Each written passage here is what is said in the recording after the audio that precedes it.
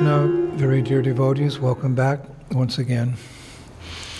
Nama Om Vishnupadaya Krishna Pashtaya Bhutale Srimati Bhaktivedanta Swaminiti Namane Namaste Saraswati Deve Gauravani Pacharine Nivishesha Shunyavadi Paschatya Deshatarane. All glories to Srila Prabhupada. So, as many of you know, Bhadra Purnima was just 2 days ago, meaning the full moon day in the month of Bhadra.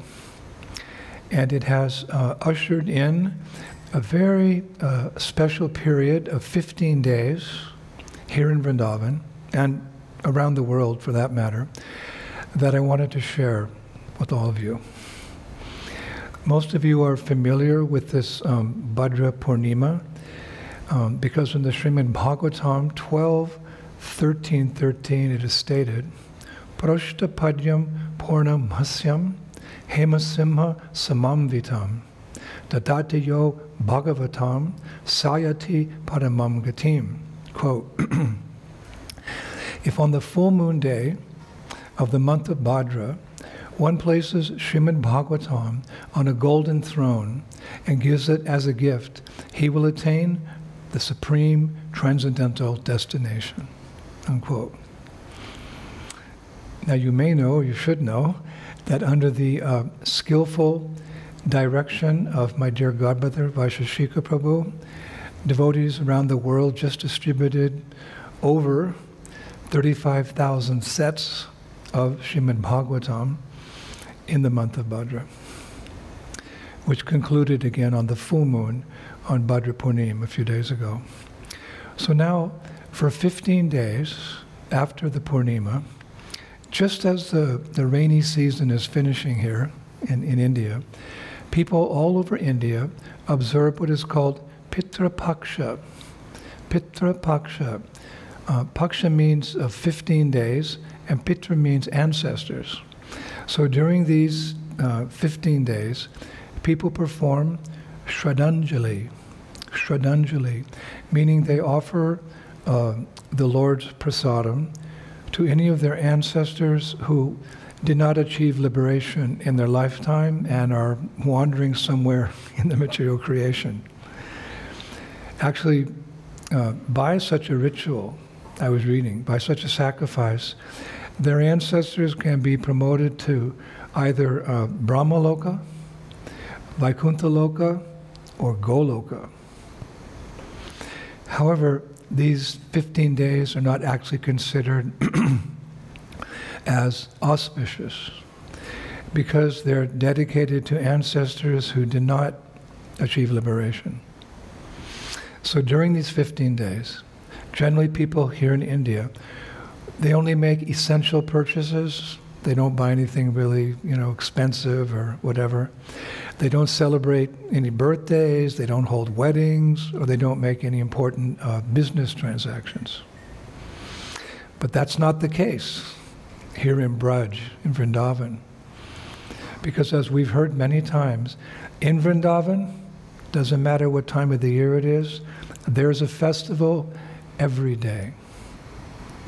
That we know very well from Brahma Samhita, where it's written, quote, in the spiritual world, Lord Krishna is the only lover. Every tree is a wish-fulfilling tree. Every pebble is a gem. All water is nectar. Every word is a song. Every step is a dance. The flute is the favorite instrument. And there's a festival every day. And the same holds true for Bhoma Vrindavan. Vrindavan as we know it here on the earth. Because for those who have the eyes to see, there's no difference between Goloka Vrindavan in the spiritual world and Gokul Vrindavan here in the material world. In listing 10 offenses to be avoided in the Dham, Srila Bhaktivinoda Thakur writes, it is an offense to think that the holy Dham is something temporary. He also says to think that the holy Dham belongs to a mundane country or province, such as Bengal, to think that the Lord's Dham is equal to a place connected to some demigod, or to attempt to measure the area of the holy dham. These are offenses. So there's no difference between Goloka and Gokul for all practical reasons.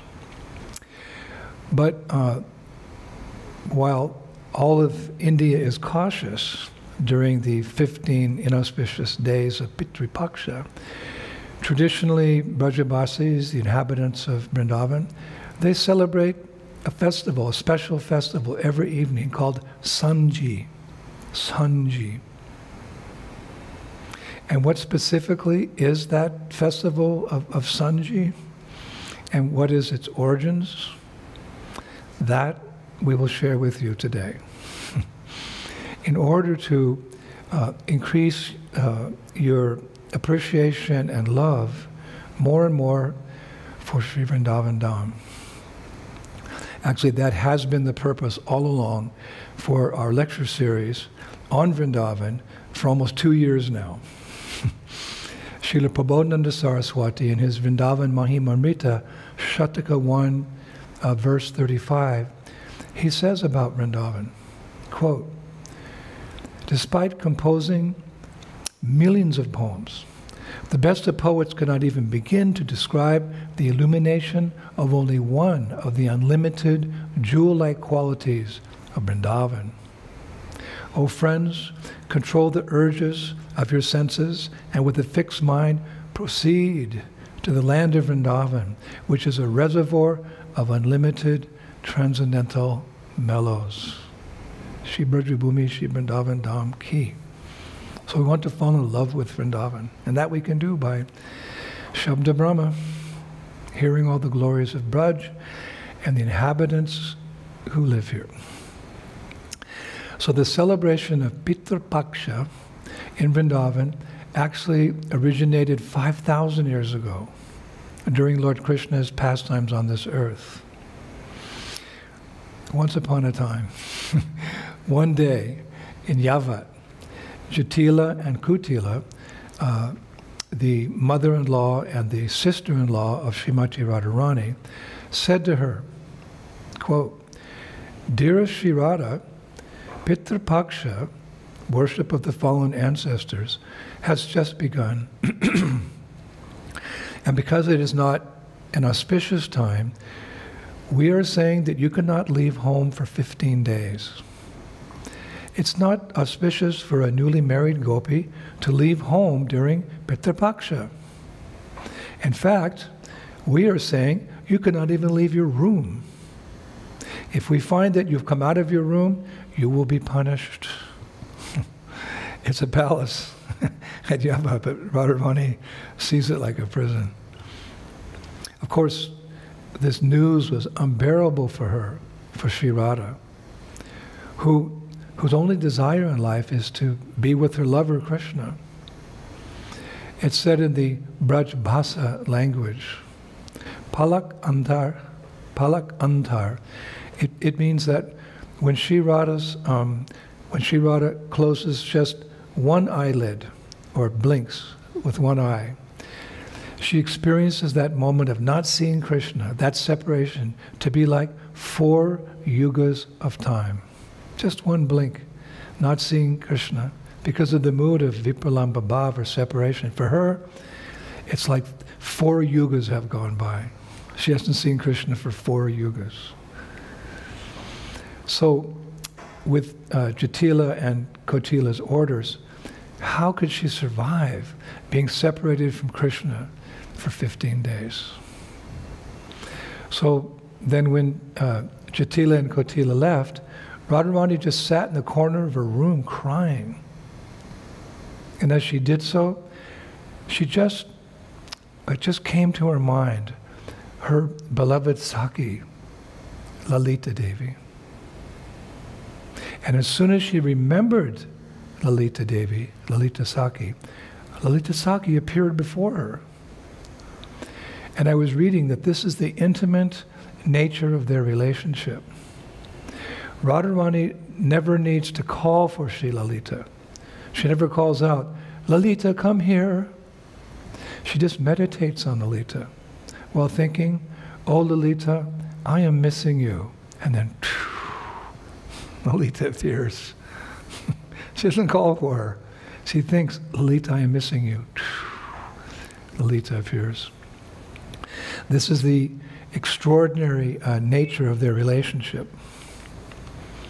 So when Lalita appeared and saw that Sri Radhika was crying, and she also started crying.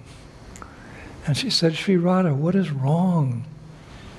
So Radharani replied, Lalita, Jatila told me that I cannot leave my room during Pitra Paksha. But how will I survive 15 days separate from my beloved Shyam Sundar? So Lalita Sakhi sat there for a little while, thinking very deeply. And eventually, out of her love for Srimati Radharani, Lalita came up with a plan how to unite Radha and Krishna during this period of 15 days. Now it is said amongst the Brajabasis that Lalita is the only one out of 16,108 gopis who can separate Radha and Krishna to increase their love for each other. And she is the only one out of 16,108 gopis who can arrange meetings for the divine couple to appease their feelings of separation. I was reading, it is said that Lalita can pierce the clouds. In other words, she can do the impossible. I also read that she can float a boat in the desert. It means that she can do the impossible. So Srimati Radharani asked, my dear Lalita Sakhi, what's the plan? So Lalita said, well, we will worship Sandhya Devi. Sandhya Devi, she said. Since ancient times in the Brahmin community, priests worship Sandhya Devi, the wife of the sun god, with a special Gayatri mantras. And this is actually a fact. The other day in the Vrindavan Research Institute, I saw in Srila Jiva Goswami's book, Gayatri Vivritti Vyakha, that therein it goes into great detail how Brahmins worship Sandhya Devi with Gayatri mantras. I saw it with my own eyes. But Lalita said, we women, we don't chant Gayatri mantras, but we will worship Sandhya Devi by making various beautiful mandalas, beautiful, colorful designs on the floor, which we will call Sanji. Lalita's idea was that in order to make these Sanji designs, you may have seen them in India, Sri Radha would have to leave her quarters at Yavat to pick flowers around Vrindavan, dry them, and make powder from them, which you can make these special designs, Sanji. And while doing so, being away from Yavat, she just might meet up with Krishna. Lalita Sakhi's plan. Now, I'd like to clarify that these designs for worshipping Sandhya Devi are different from the art of Rangoli, where here in India, in the morning, you see people, they come outside their home, and they also make very colorful designs with this powder, different colored powder, as an auspicious design in front of their home. But Sanji is a little different. It's considered a very deep spiritual art. Again, as an excuse, so to say, to unite Radha and Krishna, who faced never seeing each other for 15 days. This was Lalita Sakhi's plan. So it holds a different purpose. Beyond just being auspicious, this art of Sanji is meant to bring Radha and Krishna together, sambhog. So Lalita said to Sri Radha, you start thinking of various designs to please Sandhya Devi, and I will go and inform Purnamasi of our plan and get her blessings, because this had never been done before. So because it's not mentioned in Shastra that one can worship Sanjay Devi with floral designs, with powdered floral designs on the ground. She's worshipped, but she's worshipped by the Brahmanas, the men, with Gayatri mantra. So, again, it's just to get Radha out of the house. So, Lalita had to get it confirmed with Purnamasi. Why Purnamasi? Because she's very learned, and she's considered a Puruhitani. A Puruhitani, it means a female Puruhit priest by the Brajbasis, the people of Vrindavan. And whenever there's a question about worship, the residents of Vrindavan, especially the gopis, they go to see Purnamasi, who we know, of course, as an expansion of Yogamaya.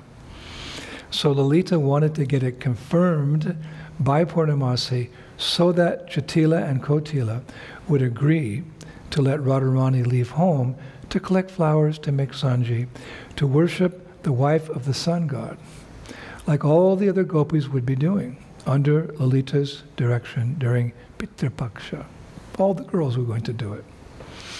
So after Lalita revealed her plan to Purnamasi, Purnamasi, who always favors Radha, not Krishna, this is how the gopis are, many of the gopis, Purnamasi smiled broadly and said, quote, "That's a very nice plan, Lalita. And when Jatila comes to me, I'll just say that it's described in the Vedas." And that's exactly what happened. When Jatila heard rumors that Lalita wanted Sri Radha to go out and pick flowers with other gopis in Vrindavan to make sanji for Sanjay Devi, Jatila said, "I've never heard of such an injunction in the Vedas."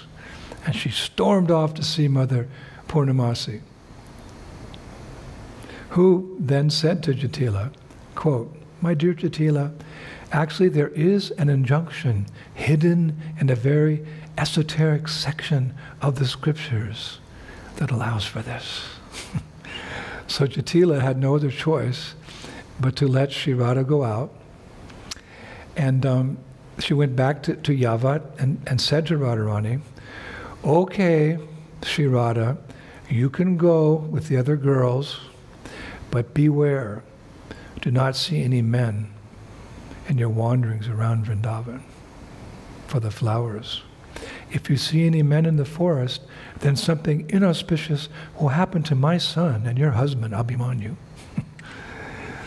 So Sri Radha left Yavat. Lalita took her. Lalita took her to Govardhan Hill. In particular, she took her to several groves near Govindakund at Govardhan Hill, where, because of the rainy season, I remember I was saying rainy season is just finishing here now in Vrindavan, there were many different types of colorful flowers, like champa, chameli, kadamba, juhi, parijata, and just nearby was Krishna. He didn't know they were coming, but he was there, fast asleep in a beautiful grove while his cows were eating the soft grasses at Govardhan Hill. Now, as we mentioned before, Lalita is very intelligent in making up these separations and these rendezvous. Actually, I was reading, Lalita Sakhi has a net of gopis all around Braj, who send her updates where Krishna is at any time of the day or night. So Lalita knows, where Krishna will be or is at 9 a.m. in the morning, 2 o'clock in the afternoon, 6 o'clock in the evening. She has her spies out there. She knows what time Krishna will pass this or that kadamba tree, what time he'll cross over Govardhan Hill on his way to Varshana. She knows everything about Krishna, where he is at any time in Braj. So Lalita knew that Krishna was sleeping hidden, on the ground by some creepers and some flowers at Govardhan Hill. So, taking Sri Radha's hand, Lalita said, "Oh, beloved Radha, please follow me. Just over there, there are some very beautiful bluish black flowers." Actually, there were no bluish black flowers. Lalita was just teasing Sri Radha, suggesting that Krishna was nearby, because these type of terms, Krishna's bluish black, like a monsoon cloud. Even if Radha sees a monsoon cloud in the sky, it so much reminds her of Krishna, she may faint. So just to hear there's something bluish black nearby, she got excited. She was just teasing her. There's some bluish black flowers nearby. So then she very carefully took Radha by the hand and brought her to that place where Krishna had just woken up, and he stood up. Radharani was surprised. "Oh, my Krishna." But she's a very shy girl. She's shyness personified. So Radharani couldn't look directly at Krishna. Rather, she was looking downward towards her feet. But as her love for Krishna swelled up in her heart, tears began flowing from her eyes. And when one of those tears fell on her feet, this is amazing, Krishna's reflection appeared in that tear. Krishna's reflection appeared in that tear because he's standing there.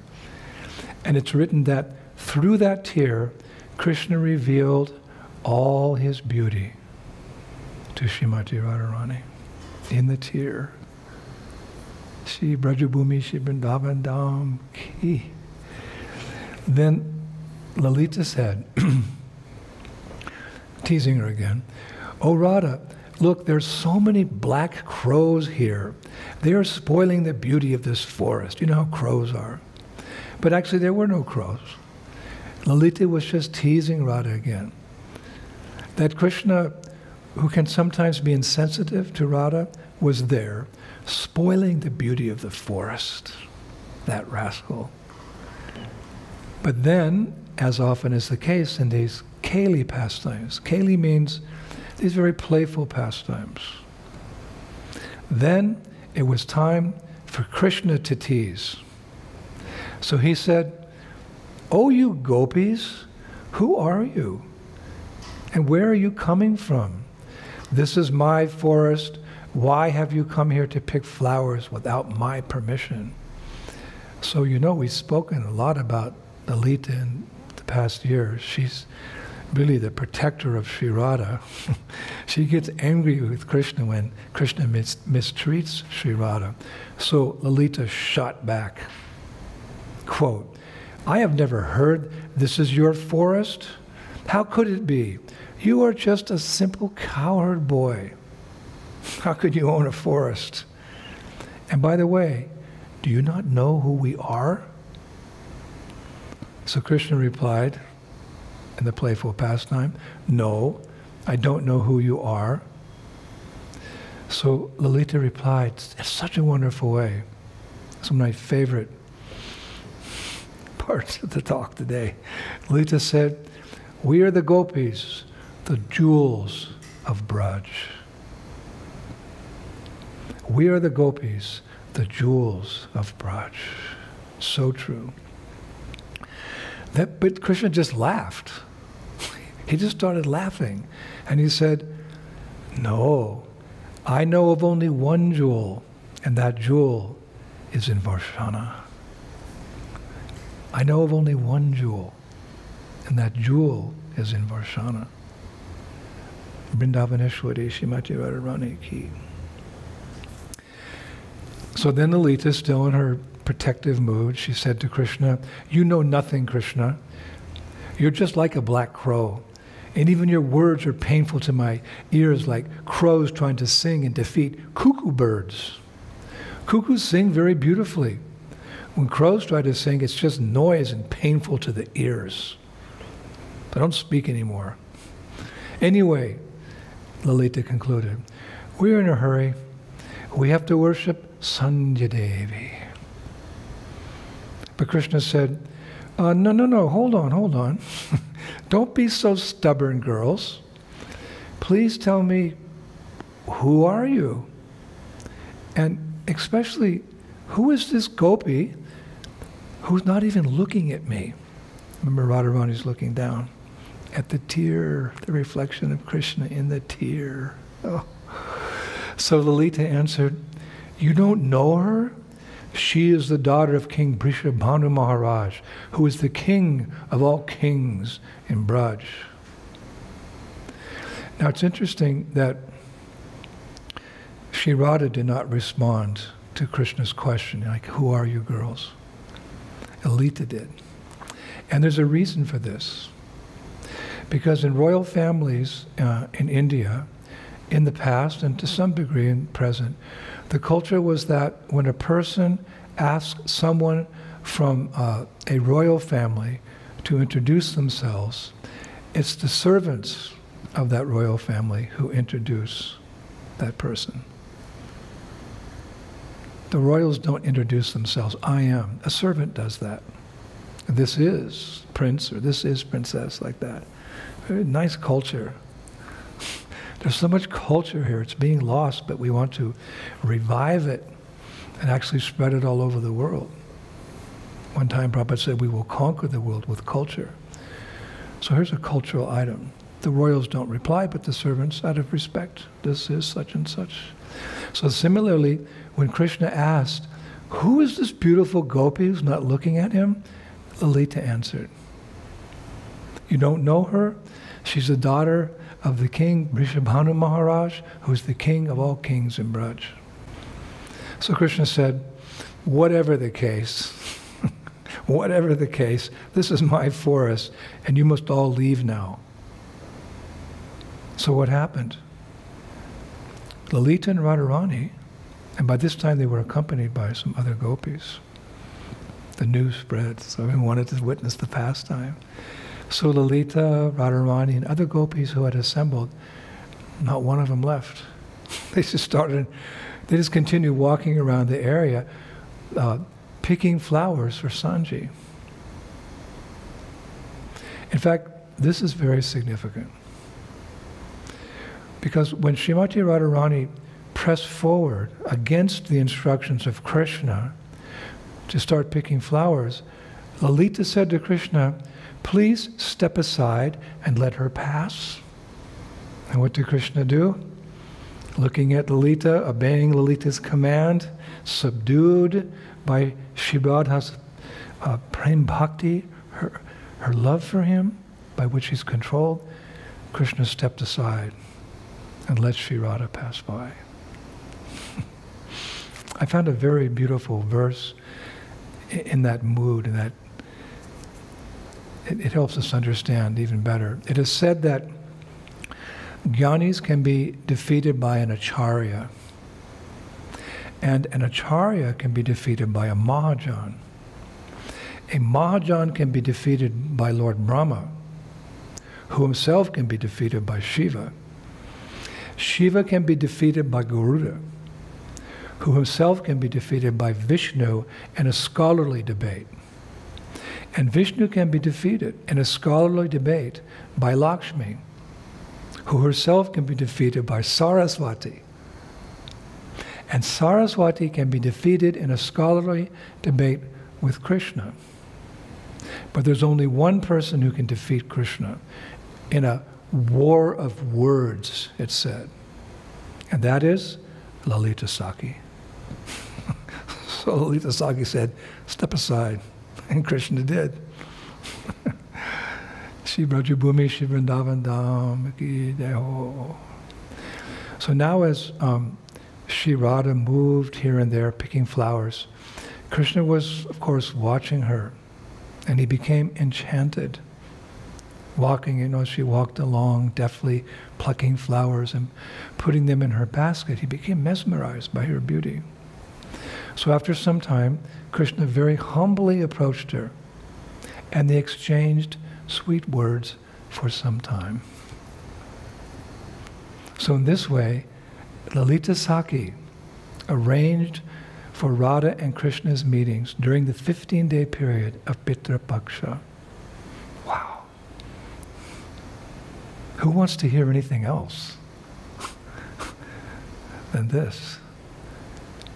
Now, that evening, when the time came to make the sanjis, because this is when the sanjis are, the Rangoli, they do that in the morning, the ladies, the different designs in front of the house. But this sanji, this offering to the wife of the sun god, Lalita arranged that to happen in the evening, because all the gopis are out there. They're collecting these flowers. They're taking the colors and making them into powders, and so that the sanjis are going to be made, and the gopis would make them on the floors of their homes in the evening.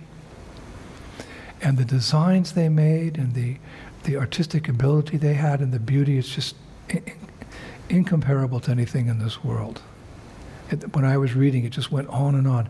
How beautiful these designs were. It's described that even Saraswati, who along with being the goddess of learning, you may be surprised, is also the goddess of art. Saraswati is the goddess of learning, yes. We like her to be on the tip of our tongue when we're speaking about Krishna consciousness. But she's also the goddess of art.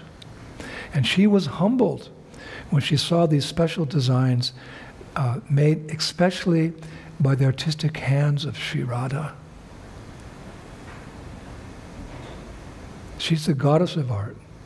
But of course, Radharani is, she's the source of all these artistic qualities and all ladies within you could say, the spiritual world and the material world. In the Shri Radha Kripa Kataksha Stotram, Lord Shiva says, Himad Rija Polo Maja Varish Ajavara Prade. Himadrija means, it's referring to Parvati, the daughter of the king of the Himalayas. Pulomaja means Lakshmi, who is sitting on a lotus flower. And Virithaja means Saraswati, who's the goddess of all knowledge and arts. So even to these three goddesses, Lord Shiva says in that beautiful prayer he composed, Parvati, Lakshmi, and Saraswati, Varapade. Radha gives mercy to them. Their qualities come by her mercy. Varapade, Lord Shiva says, Radha gives mercy to them in the Shri Radha Kripa Kataksha Stotram. So that evening, after all these beautiful designs had been made to please the wife of the sun god, Krishna came back from the forest with his cows, and he saw the sanji that was done by Sri Radha, and he couldn't pass, couldn't walk by. He just stood staring at them, even without blinking. They were so beautiful, beautiful art personified. So he asked Sri Radhika, for whom have you made all these beautiful designs? And how did you make them? So anyway, they started talking. And once again, during this inauspicious period where they were not allowed to meet each other, they were again exchanging loving words. It was all part of the plan of Lalita Sakhi.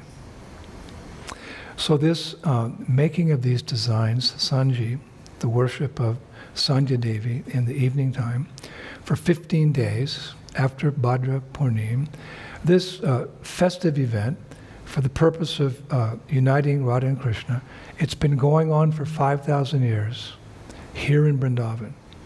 Even today, this evening I will walk out and go to the temples and I'll see this Sanji.